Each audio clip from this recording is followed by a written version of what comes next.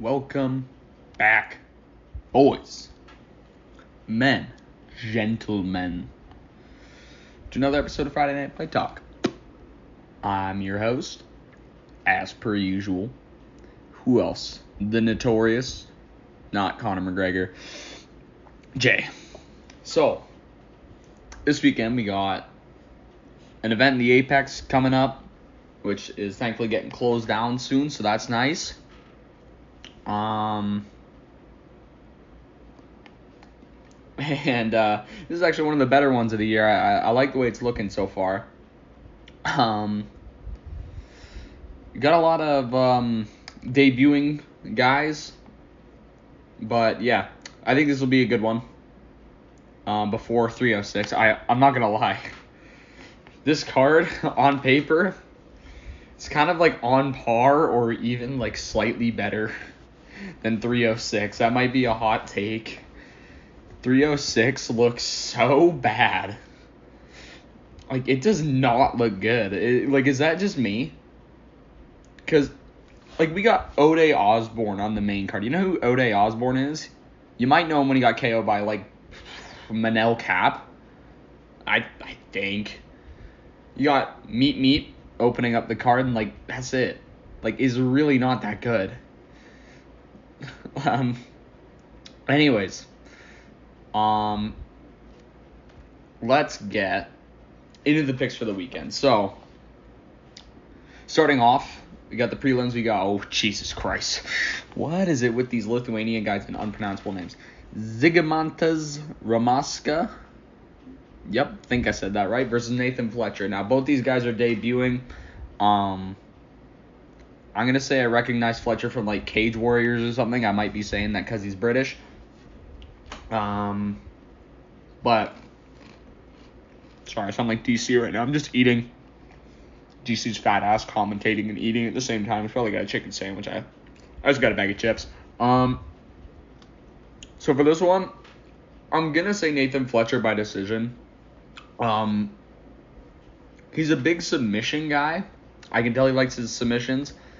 Or big grappler. And Ramaska is quite well-rounded. He's got a decent amount of power in his hands. So this could be a close fight. We could see a robbery again, but I think Fletcher's going to edge out a decision. Could be a boring decision. But yeah, I'm going to go with Nathan Fletcher by decision. So, next up, we got Andre Petrosky versus Dylan Budka, whatever that is. Budka? I don't know. So, Petrosky, you probably know Petrosky, big grappler. At least in his last fight he was. He took that shit to the ground. That was the first round. Fuck, what was his last fight? Did he get a third round finish? Or no, it was a decision. I might change my pick here. I was going to pick him by submission. My notes. Man, I really just fumbled that in my notes. That was a decision. All right. So let's change that. We're going to Andre Petrosky by a boring grappling decision. Sounds about right to me. Yeah, we saw him in his last fight. He was a big grappler. I forget who he was up against, but he was there. And Dylan Budka, I don't know much about him. He's just debuting. I don't think he finishes that often. He might have another fight in the UFC. I don't know. Oh, he does. Hold on. Let's take a look here. What was his last fight? Let's watch the replay on this. We're getting a live feedback on this. Got the good fight pass payment here. You're basically getting free fight pass. Why is it not popping up? He fought. It was Cesar Almeida. Jesus. Yeah, he got KO'd. Okay, yeah. I'm not picking him. Yeah, I'm going to go with Andre Petrosky by decision here. Sorry for my little Google search there. All right, so now we got a women's fight now. You know me, I don't really give a shit about women's fights. So let's say we're gonna go with the big favorite here. We're gonna go with Jacqueline Amorim. I'll be completely honest, I have no clue who either of these women are. Let's see. What was their last fight? Okay, we had one in March on some card. I forget what the March 16th event was. Okay, she's got a few. She's got a few good fights. She's only got one loss, and then you've got one loss. You've been in it longer. I know I sound like I'm talking to like just fucking nobody right now, but yeah, I'm still gonna stick with my gut. I'm gonna say Amorim by a decision. That's where most women's fights go, and I can't care enough to predict anything else. So, women's strawweight bout by decision. Also, if you haven't noticed, there is a lot of featherweight fights on this card. For some reason, like, this is the most featherweight fights I've seen in one area. Not that I don't like featherweight. I love featherweight. If I ever got to the UFC, that'd be my division, technically, because I'm the solid 145 on the cut. Yes, I'm a midget. Not really. So we got Yiza, I think that's how you pronounce it, versus Gabriel Santos. Again, Santos, I want to say he fought Lerone Murphy a while ago, like a year or so back. I forget what happened to that fight. And Yiza is coming off one loss. I think it was, I want to say it was the Saudi card, maybe? No, it was not the Saudi card. No, he hasn't fought in forever. I don't know. Oh, no, I was thinking of, the other guy. That was on the Saudi card. Lee. And I know that really doesn't narrow it down for Asian UFC users. Or not users. Why did I say users? Fighters. But anyways, I'm going Gabriel Santos by decision. Again, I don't think Santos has fought in a bit. I think it's been about a year still. He's been out. But Yiza's been out for also a year and a little more. So I'm gonna say Santos is gonna use all his. I'm gonna assume he's a little bit of a grappler. To be honest, I don't know much about him. Either of these guys. That's usually how Apex events go. If you go around the podcast. But yeah, we'll pick him by decision. All right. Next up, flyweight, Felipe Dos Santos versus Andre Lima. Two really good guys. I will say I really like both these guys. But Andre Lima is known for one thing, and that's almost getting robbed on the Saudi. Why do I keep saying people fought on the Saudi card? Was he on the Saudi card? No, it was 302. Like, it was the judges on 302 were just so terrible. Like, I think he won a split decision, and it was like a 30-27, like, to him, I think, on my scorecard. But yeah, Andre Lima, he's the guy known for getting bit and then getting it tattooed. So Dana White gave him $100K. And he's actually pretty good. Like, I'm not gonna lie. So I am gonna go with Andre Lima by decision. I don't think he's like gonna be finishing people left and right, but he definitely is very good. I don't think he'll knock anybody out anytime soon, but he's very skilled. He's very good striker. I think, yeah. He'll class Felipe Dos Santos to a decision here. All right, let's get the prelim. Oh no, why was I gonna say the headliner? No, we got Isaac Dolgarian versus Brendan Marat. Dolgarian is the biggest betting favorite. Biggest betting favorite on the entire card. And this is like some Bo Nickel level of bullshit here. He's a minus 1,800 favorite. For Christ's sake, A minus 1,800 favorite. Oh my god. Anyways, the reason is that Brendan Marat has one fight in the UFC. What was that one fight? Against T-Rex. Terrence McKinney, who goes on his cycle of getting a flash KO in like 20 seconds or getting flash KO'd in 20 seconds. So, honestly, I feel like people are probably giving him a little too much of a bad rap, but at the same time, I'm picking Isaac Bulgarian by round 1 KO here. Come on, man. I can't miss that opportunity. If I bet on Marat to make a shitload of money, I'm not getting it likely. I don't even think he'd win a decision. Granted, I haven't seen much of this guy. He's got a whole 20 seconds of UFC time. And it was not in his favor. So, I'm going with Bulgarian by round 1 KO. Okay. Now we got the prelim headliner. And I must say, this is bullshit. OSP versus Ryan Spann was supposed to be this fight. It was supposed to be the prelim headliner, which also is bullshit. Because Ryan Spann was just ranked, and OSP is an all-time great. Like, why was it that low? Like, I could see it going above most of the fights on this card. Anyways, Rongzhu versus Chris Padilla. I'm going to pick Chris Padilla by decision. I know that's a controversial take there. But I think he looked good in his last fight. Granted, he's only got the one, but I think he'll probably try to initiate the grappling. He's very well-rounded in all areas anyways. But I think he's going to use all his skills, and he's going to be able to pivot can't speak today, from where Rongzhu is going to try and attack him. I think he's going to probably play defensive. He's probably going to try and either counterpunch or grapple. I know that might seem like a hot take, but that's just what I'm thinking. Okay.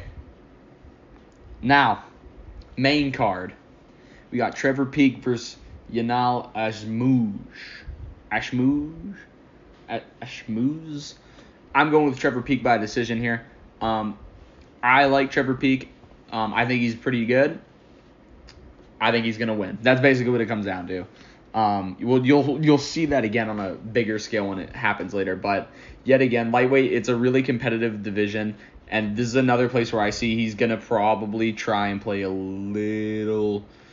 I want to say a little defensive, but at times, obviously, that comes with most people. You're gonna see them go on the offensive here. So yeah, I'm going with Trevor Peek by decision. I know there's not much of an explanation on that one, but believe me, I just like Trevor Peek. Trust me, bro. All right, I've got a fucking gripe with this next one.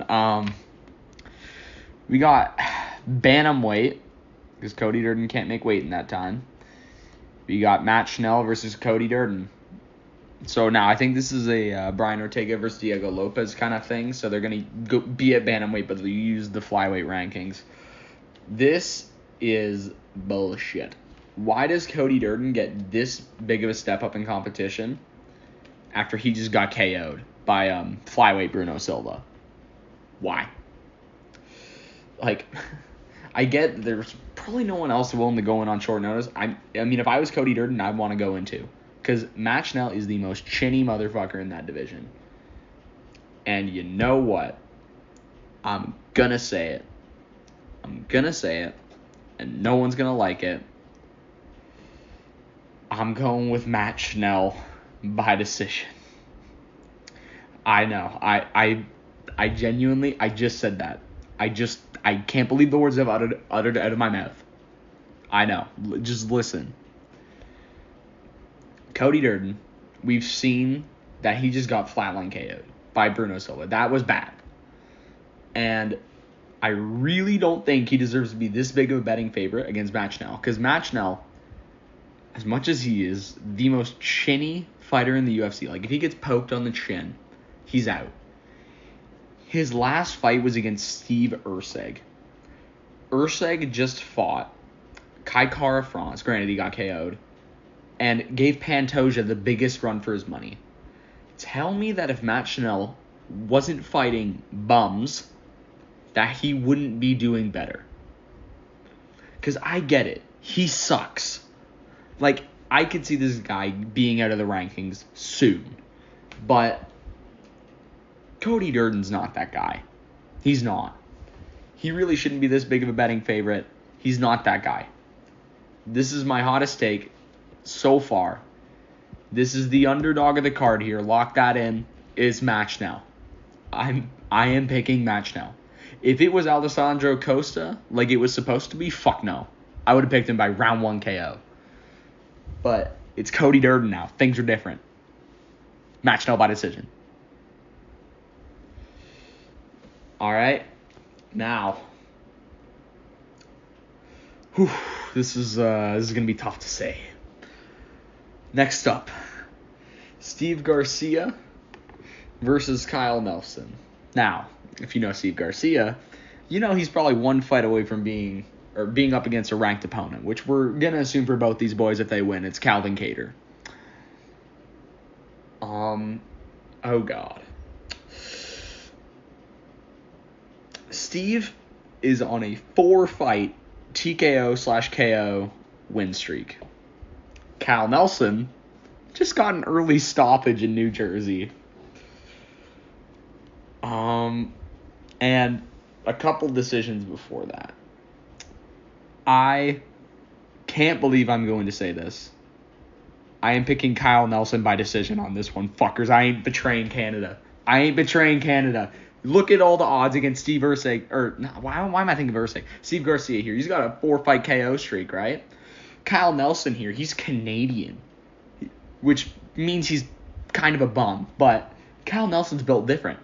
I'm telling you, he's going to beat Steve Garcia by decision. Then he fights Calvin Kattar, and then he comes for the belt. Then he fights like Yair Rodriguez or someone like that, and he's going to fight for the belt next. I guarantee you. He's the next up-and-comer. So yeah, I'm picking Kyle Nelson by decision there, boys. Now listen, if Steve Garcia just KOs him, don't be shocked. Remember the Billy Q fight with Kyle Nelson? That didn't go too well. But yeah, Kyle Nelson by decision.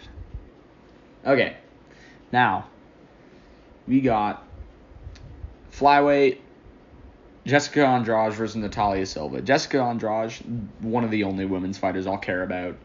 And she's a big underdog here for some reason. Now granted, I don't know much about Natalia Silva. I am picking Jessica Andrade by decision.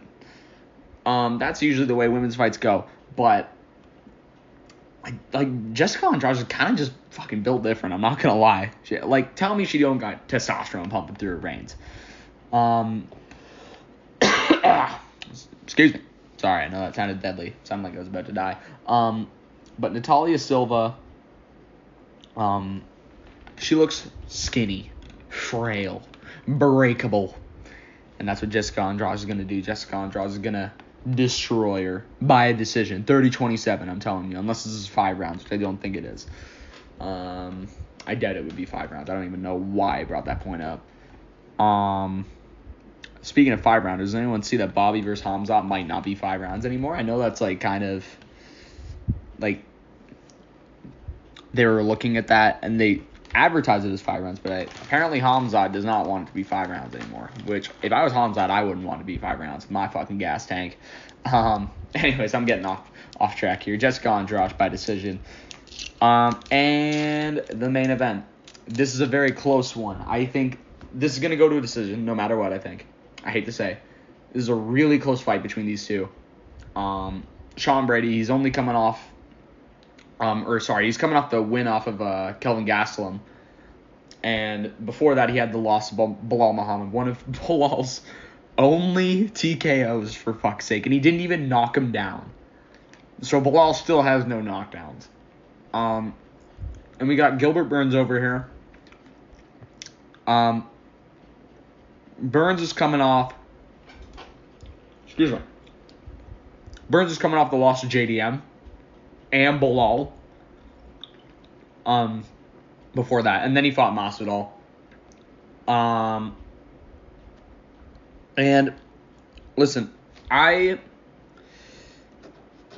I don't want to say Burns is going to go on a downfall, but believe me, he's reaching the end of his career here. With that being said, I'm picking Gilbert Burns by decision. I know it's a hot take, but I think Sean Brady, I know he was just undefeated as of not that long ago, but he's not that guy. He's a little overrated. He's kind of like, he's a little bit like Shavkat right now, because I think Shavkat's really overrated. Granted, Shavkat gets a lot of finishes. But Shavkat, he's undefeated with all finishes. But he fought Wonder Boy, and that's what he's trying to get the title shot off of.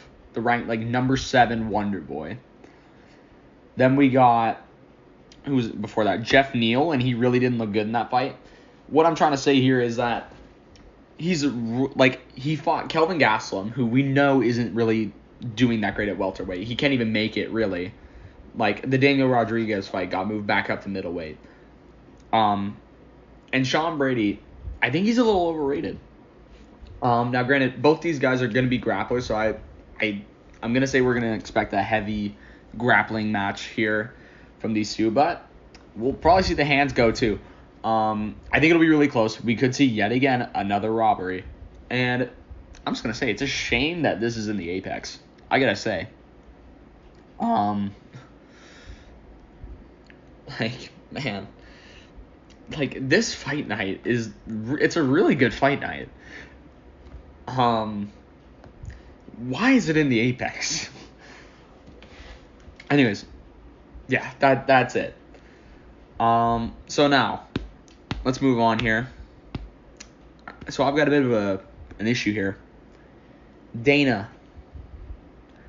why don't you like the Great White North? Listen, man. 297, that was rough. But you said you'd pay us back. The Edmonton fight night is okay. I was gonna say rough, but it did just get its new main event. So, you know what? I'll say it's okay. Am I happy about it? No. Am I think, can we just get a good event? Please. But yeah, looking at this card, we got Jamie Lynn Horth, Jasmine Jasudovic. I still can't say your name. Marc-Andre Barriol, Chad Gallagher, and Cody Gibson. A lot of women's fights that, they're just shoveling into this one. That's the same thing that happened with 297. We got Pennington versus Bueno Silva, but see, the difference is that that's happening or the Pennington versus Pena is 307, but that card's actually fucking stacked. That's different. We had a shit card. The only other fight that was worth watching on that entire card was Arnold Allen versus Movsar Evloev. And maybe the Chris Curtis one, but that was just Marc-Andre Barriol. Now that guy's getting flatlined by Joe Pyfer, which, granted, yeah, that's really nothing special to be flatlined by Joe Pyfer unless your name's Jack Hermanson. But the best thing we got here is we did get Brandon Moreno versus Amir Albazi. I was expecting that to be an Apex headliner. I would say, why not put Aaron Blanchfield and Rose Namajunas in the Apex and then put Brandon Moreno versus Amir Albazi in a stadium? That just seems stupid to me. Also, really not looking good for Derek Lewis. Denise is looking crazy lately. Other than that, we got Ariel Helwani versus Pedro Munoz. I'm not kidding. Look it up. Look up the guy Pedro Munoz is fighting. But it's good to see Pedro Munoz on here because he was literally ranked, a month ago? Not even. Actually, no. Probably a month ago. We got Mike Malott, of course, the Canadian quitter. I hate to say that. I don't mean it. I don't mean it. I love Mike Malott. He was the one thing going for our country at one point. Brenson Ribeiro, like, Romanov versus Nascimento is still on the card. I was surprised that wasn't moved off. Like, it's looking to be okay. A lot of women's fights and some potential boring fights, but it's not looking terrible. Question is, can we get a good pay-per-view? Can we get... Now, this is the other thing. This is my other gripe, and it's not a gripe with Dana. Can we get some good fighters? Like, listen, I could hop in there maybe, but I'm not confident that much in my ability. But, like, who do we got right now? Like, in the past, we had GSP, we had Kyle, I'm already thinking of him. We had, who was it? Rory McDonald. Also one of the most underrated fighters of all time, I gotta say. Rory McDonald is so underrated. But yeah, like, we had guys like that in the past, but now we've got who we got? Mike Malott. We got Kyle Nelson. And the women's fighters. That's really it. Other than, that's about it. Really. Like, can we get some good fighters here? Like, even Lupe Godinez, she doesn't even represent Canada. And she just fought Dern and granted lost. So, like, jeez. Like, why are you doing this to us, our people? But what I was back to is, when can we get a good pay-per-view? Because in the past, we've had decent pay-per-views. Canada does also have one of the highest selling pay-per-views. Excuse me, I know I sound like DC. Which was in the Rogers Center, which is, if you don't know, is where the Blue Jays play. And that is a baseball stadium, which literally has the roof closed. Now, I think what the UFC should do is go back to the open-roofed event. Like, I know they tried it with Anderson Silva. Go back to the open-roofed event once. Open up the Sky Dome and do it one time. Now, we'll do it at the Rogers Center. And who could we get up there? Let's think. Last time we had Strickland. They screwed him over. They wouldn't let him fight in America. Who else do we got? Well, looking at... let's get a good title fight here. Let's try to get a decent title fight.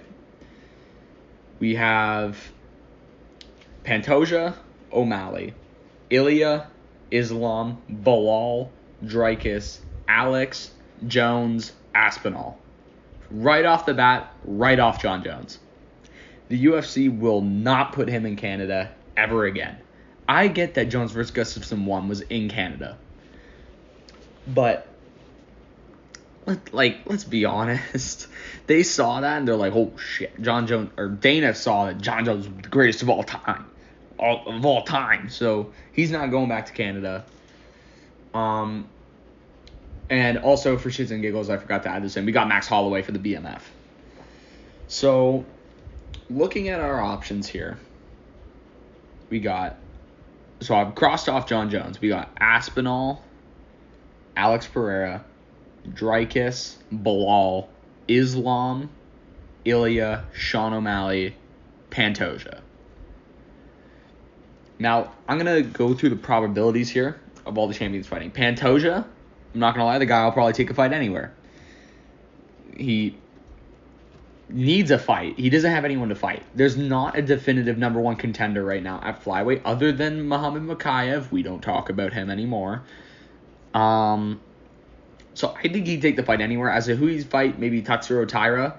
That seems like a Canada quality pay-per-view main event. Let's be completely honest. But what else we got? Sean O'Malley? Nope. Write that off. They ain't putting him in Canada. Hate to say. Ilya? Write him off. They ain't putting him in Canada. The only way I could see the UFC going to Canada at featherweight is if Max wins the title again. Max would go back to Canada, I think. Which is why I put the BMF in there. I'll say that later. Then we got Islam. I actually could see Islam going to Canada. He went to New Jersey, and I get he only really wants to fight in Abu Dhabi, and he only wants to fight once a year. But Islam versus Arman is targeted for the beginning of next year. And as far as I know, I think one of the first pay-per-views they're going to do is Dreykus in South Africa.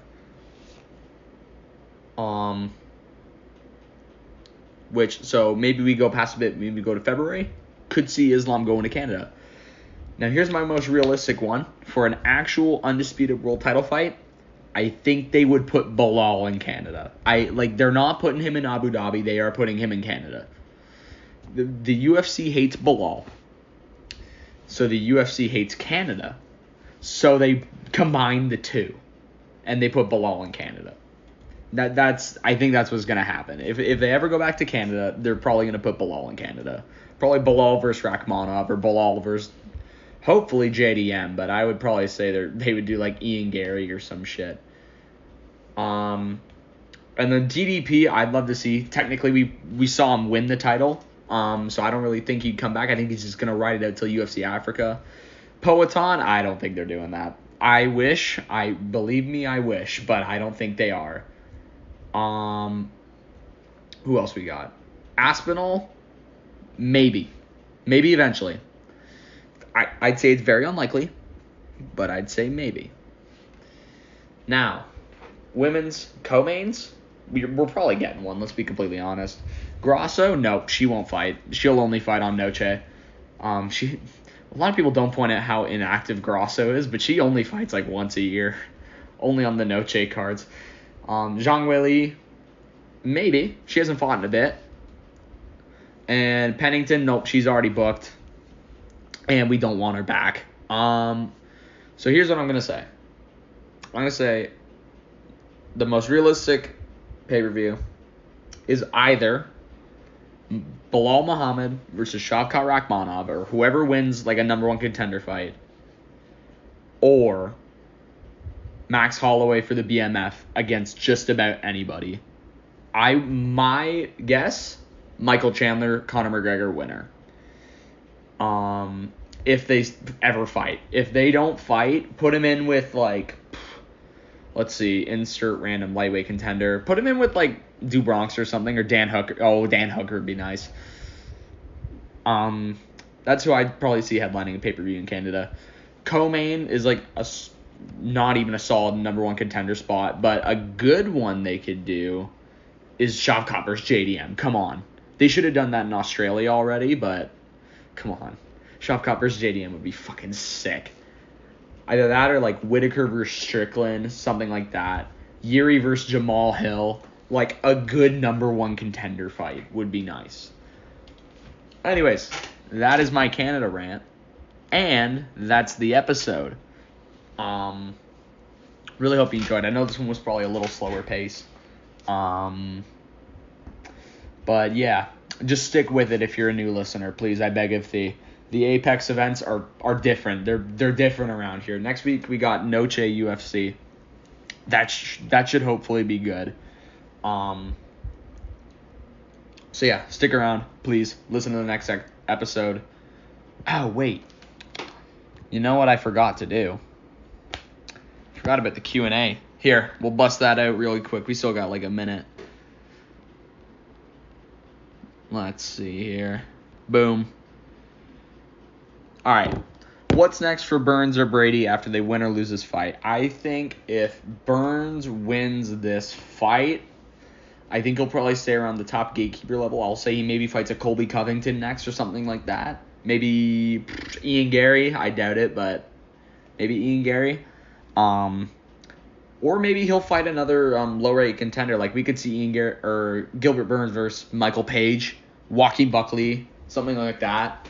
And Brady is probably going to fight in the same area. I'm going to say if he wins, he probably fights JDM, maybe. Maybe JDM. I would rather see JDM fight someone else, but if he wins, he's probably fighting JDM. If he loses, I'm gonna say Neil Magny, Jeff Neal, something like that. If Alex was to make 185, how well do you think his power transitions? I think his power transitions well. Problem is, he can get chinned by Dreykus. That's the thing. I don't favor Poetan in a 185 match against Dreykus. I'm not going to lie. I don't think he can beat Dreykus. He's got the power, but his grappling, like, I could see him getting subbed. And I really, really worry about his chin at 185. Like, that cut is brutal.